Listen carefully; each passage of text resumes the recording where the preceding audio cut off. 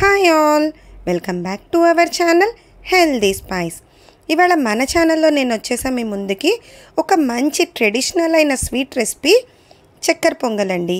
ఈ చక్కెర పొంగల్ని సేమ్ గుళ్ళో ప్రసాదం పెట్టే టేస్ట్ టెక్స్చర్లో క్విక్గా 30 మినిట్స్లో ఈజీగా అస్సలు వంట రాని వాళ్ళు కూడా సింపుల్గా చేసే విధంగా చెప్తాను. దీనికోసం ముందుగా ఏమేం కావాలో చూసేద్దాం. ముందుగా ఒక కప్ రైస్ తీసుకోండి. ఏ కప్పుతో అయితే బియ్యం తీసుకున్నారో అదే కప్పుతో ఒక పావు కప్పు వరకు పెసరపప్పు తీసుకోండి. ఒక కప్పు తురిమిన బెల్లం, అరకప్పు పంచదార. ఇవన్నీ ఏ కప్పుతో అయితే రైస్ తీసుకున్నారో అదే కప్పుతో ఇవన్నీ కూడా తీసుకోవాలి. ఇప్పుడు దీన్ని ఎలా చేయాలో చూసేద్దాం. దీనికోసం ముందుగా స్టవ్ మీద ఒక కుక్కర్ పెట్టుకోండి. దానిలోకి పెసరపప్పు వేసుకుని లో ఫ్లేమ్ మీద ఫ్రై చేసుకోవాలి. ఈ పెసరపప్పు కలర్ చేంజ్ అయ్యే వరకు ఫ్రై అవ్వాల్సిన అవసరం లేదు. కాస్త లైట్గా పచ్చి వాసన పోయి కమ్మటి వాసన వచ్చే వరకు ఫ్రై చేసుకుంటే సరిపోతుంది.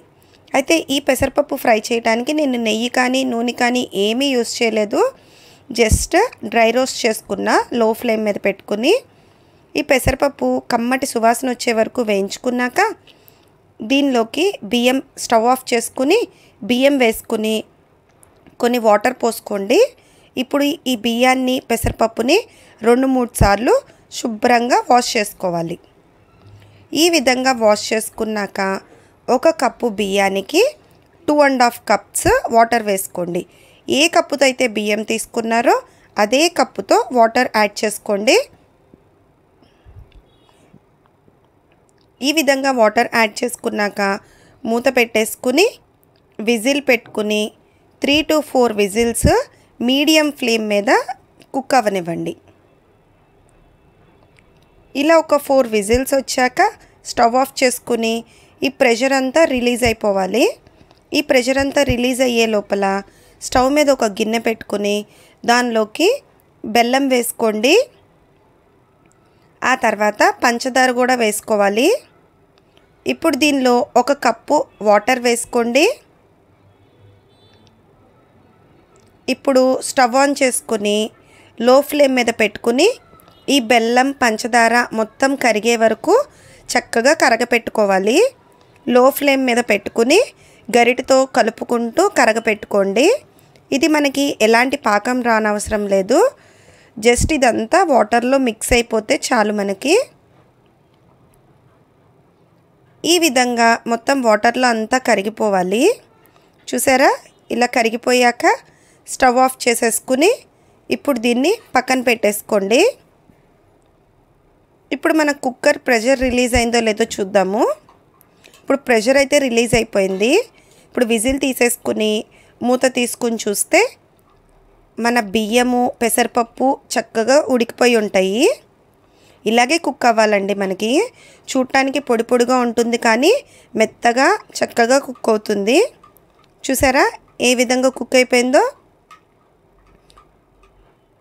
ఇప్పుడు ఇట్లా కుక్ అయిన దానిలోకి ఒక ఫిల్టర్ తీసుకోండి.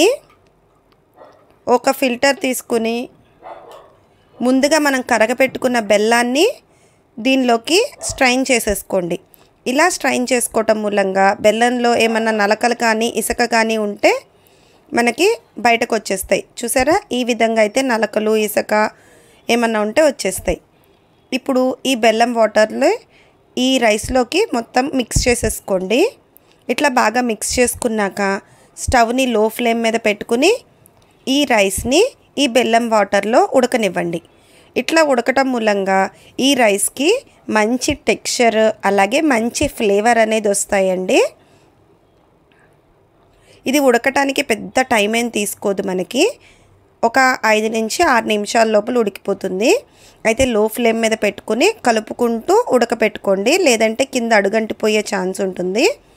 ఇలా ఒక 2-3 నిమిషాలు ఉడికాక దీనిలోకి ఒక 4-5 యాలక్కాయలని పొడి చేసి వేసుకోండి. నేనైతే ఇక్కడ యాలక్కాయలని తొక్కులతో సహా వేసేసుకుంటున్నా, ఫ్లేవర్ బాగుంటుందని. మీకు ఒకవేళ ఈ తొక్కులు కనుక ఇష్టం లేకపోతే ఒక పావు చెంచా వరకు ఇలాచీ పౌడర్ వేసుకోండి.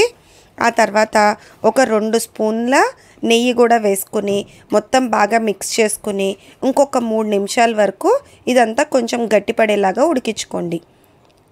ఈ బెల్లం వాటర్లో ఈ ఇలాచి అలాగే ఈ నెయ్యితో ఉడికేటప్పుడు భలే కమ్మటి సువాసన అయితే వచ్చేస్తుందండి మనకి. చూసారా, ఈ టెక్స్చర్లో వచ్చే వరకు కుక్ చేసుకుని స్టవ్ ఆఫ్ చేసేసుకోండి. ఇప్పుడు స్టవ్ మీద ఇంకో ప్యాన్ పెట్టుకుని దానిలోకి ఒక 2 స్పూన్స్ వరకు నెయ్యి వేసుకోండి.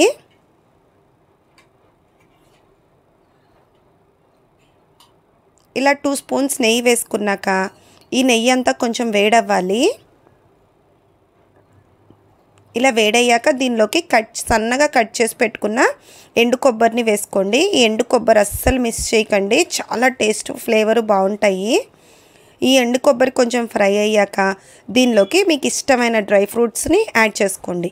నేనైతే ఇక్కడ జీడిపప్పు అలాగే కిస్మిస్ వేసుకున్నా, మీకు కావాలంటే బాదం అవి కూడా యాడ్ చేసుకొని ఫ్రై చేసుకోండి.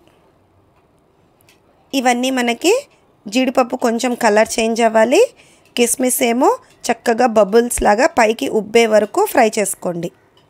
చూసారా, ఈ విధంగా ఫ్రై అయ్యాక స్టవ్ ఆఫ్ చేసేసుకోండి.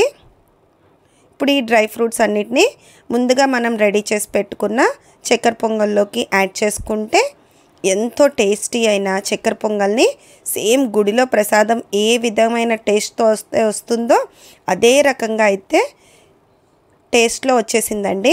మీరు ఎగ్జాక్ట్ మెజర్మెంట్స్ ఫాలో అవ్వండి, మీకు కూడా అదే టెక్స్చర్ అదే టేస్ట్ అయితే వచ్చేస్తుంది. చాలా ఈజీగా క్విక్గా చేసేసుకోవచ్చు. వీడియో నచ్చితే మీ ఫ్రెండ్స్ అండ్ ఫ్యామిలీ మెంబర్స్కి షేర్ చేసి, నా వీడియోకి లైక్ చేసి, నా ఛానల్కి